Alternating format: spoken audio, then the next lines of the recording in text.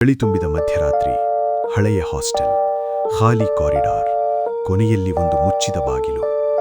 ಆ ಬಾಗಿಲಿನ ಮೇಲಿರುವ ಸಂಖ್ಯೆ 105. ಅವನ ಹೆಸರು ಕೇಶವ್. ಐಐಟಿ ಓದಿದ ಹುಡುಗ. ಆದರೆ ಇಂದು ಅವನು ಸೋತವನಂತೆ ಬದುಕುತ್ತಿದ್ದಾನೆ. ಕೆಲಸವಿದೆ, ಜೀವನವಿದೆ, ಆದರೆ ಮನಸ್ಸಿನಲ್ಲಿ ಖಾಲಿತನ ಮಾತ್ರ. ಹೊರಗೆ ನಗುವ ಮುಖ, ಒಳಗೆ ನಿಧಾನವಾಗಿ ಮುರಿಯುತ್ತಿರುವ ಆತ್ಮ. ಪ್ರತಿ ದಿನವೂ ಒಂದೇ ರೀತಿ ಸಾಗುತ್ತದೆ. ಅದೇ ಕ್ಲಾಸ್ ರೂಮ್, ಅದೇ ಬೋರ್ಡ್, ಅದೇ ಮಾತುಗಳು. ಆದರೆ ಆ ದಿನಚರಿಯ ಮಧ್ಯೆ ಅವನೊಳಗೆ ಏನೋ ಸಾಯುತ್ತಿದೆ, ಯಾರಿಗೂ ಕಾಣದಂತೆ.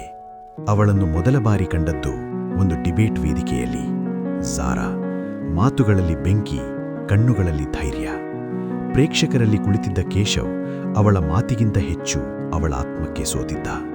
ಅವರು ಮಾತನಾಡತೊಡಗಿದರು. ಸಮಯ ಹತ್ತಿರವಾಯಿತು. ನಗುಗಳಲ್ಲಿ ಪ್ರೀತಿ ಹುಟ್ಟಿತು. ಅವನಿಗನ್ನಿಸಿತು, ಇದೇ ಜೀವನ, ಇದೇ ಶಾಶ್ವತ.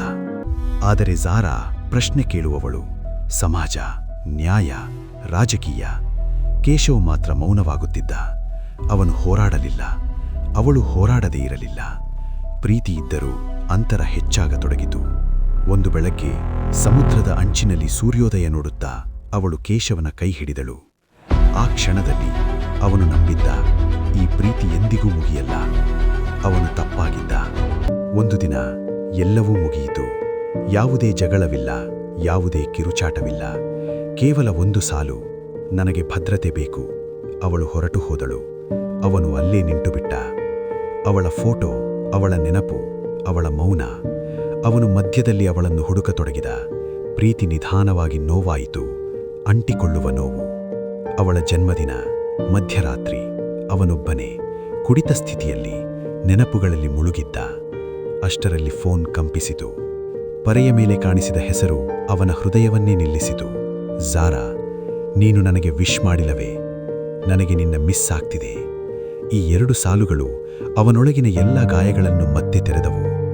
ಅವಳು ಹೇಳಿದಳು, ನಾನು ಹಾಸ್ಟೆಲ್ನಲ್ಲಿದ್ದೀನಿ, ರೂಮ್ 105, ಅದೇ ಹಳೆಯ ಕೋಣೆ, ಅದೇ ನೆನಪುಗಳು. ಅವನು ಯೋಚಿಸಲಿಲ್ಲ. ಅವನು ಹೊರಡಿದ. ರಸ್ತೆಗಳು ಖಾಲಿ, ಗಾಳಿ ತೀಕ್ಷ್ಣ, ಮನಸ್ಸು ಅಸ್ಥಿರ.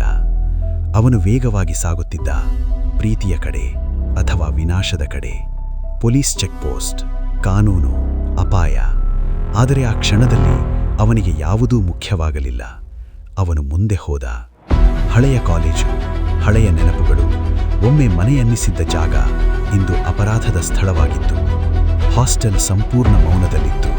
ಕಿಟಕಿಗಳು ಕತ್ತಲಲ್ಲಿ ಮುಳುಗಿದ್ದವು. ಏನೋ ತಪ್ಪಾಗಿದೆ ಅನ್ನೋ ಭಾವನೆ ಅವನೊಳಗೆ ನುಗ್ಗತೊಡಗಿತು. ಮಾವಿನ ಮರ, ಹಳೆಯ ದಾರಿ, ಹಳೆಯ ಧೈರ್ಯ. ಆದರೆ ಈ ಬಾರಿ ಹೃದಯ ಭಾರವಾಗಿತ್ತು. ಕಾರಿಡಾರ್ನಲ್ಲಿ ಅವನ ಹೆಜ್ಜೆಗಳು ಮಾತ್ರ ಕೇಳಿಸುತ್ತಿದ್ದವು. ಪ್ರತಿಯೊಂದು ಹೆಜ್ಜೆಯೂ ಭಯವನ್ನು ಹೆಚ್ಚಿಸುತ್ತಿತ್ತು. ಮೌನ ಅಸಹಿನಾಯಕವಾಗಿತ್ತು. ಅವನು ನಿಂತಿದ್ದ. ಬಾಗಿಲು ಮುಚ್ಚಿತ್ತು. 105. ಈ ಸಂಖ್ಯೆಯ ಹಿಂದೆ ಏನಿದೆ ಅನ್ನೋದು ಅವನು ಊಹಿಸಲಾರ.